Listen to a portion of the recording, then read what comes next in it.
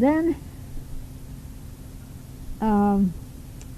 we were spent quite a few hours out there with them, and then we came home, and we had the Muan Ivata children, and they came over. They were a choir, and all these different schools have their own choirs. You know, people are singing, and then they have contests. You know, it's really a wonderful thing to see and to hear, because they are so working so well at it. They're almost like professionals.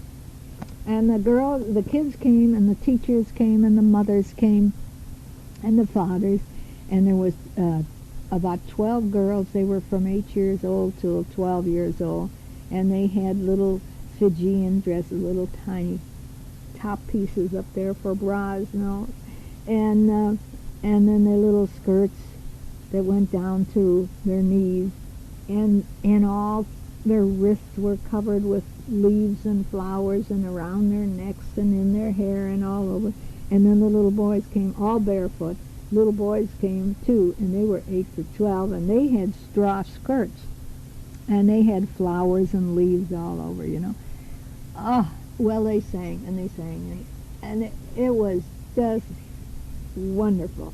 And then the boys went out, and they came back, and you heard them say, "Yo!"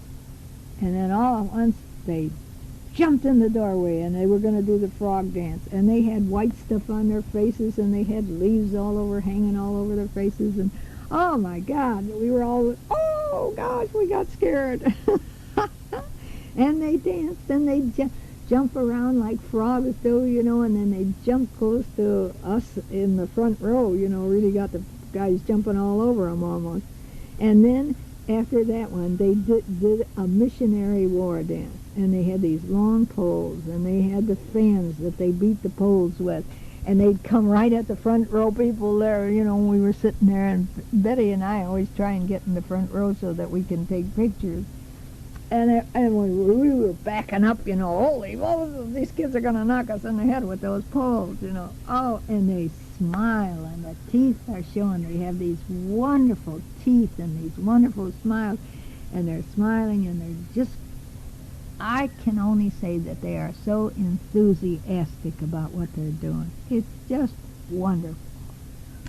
So that was over with, and then they left, and after they left, then we went out, and we had cocktail hour, and the boys were playing with the guitars and that, the boys that work here, and they had kava there, and Janie and I had kava. Well, Janie and I seem to be the only ones that want to have kava. Everybody else is shying away. Well, we had it.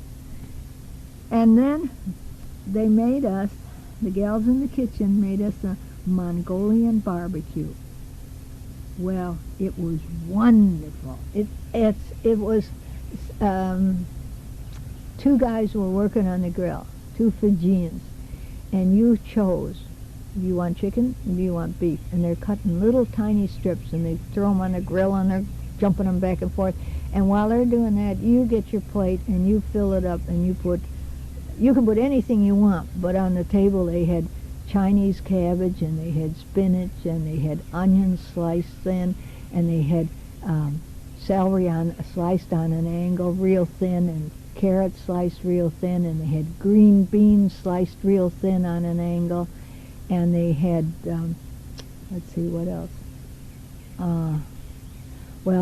They had a dish of minced garlic, and a dish of curry, and not curry, not curry. It was ginger, and you take a teaspoon of that and throw that on top of all these vegetables that was on your plate, and then some soy sauce. And when he felt like the meat was done, then he'd take your plate and drop all your veggies on top of your meat that you had chosen. He kept them straight by numbers.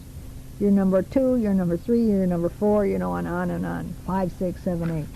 And then you got the plate, and then you went back to the table, and Enid had the rice there, and then you took the rice.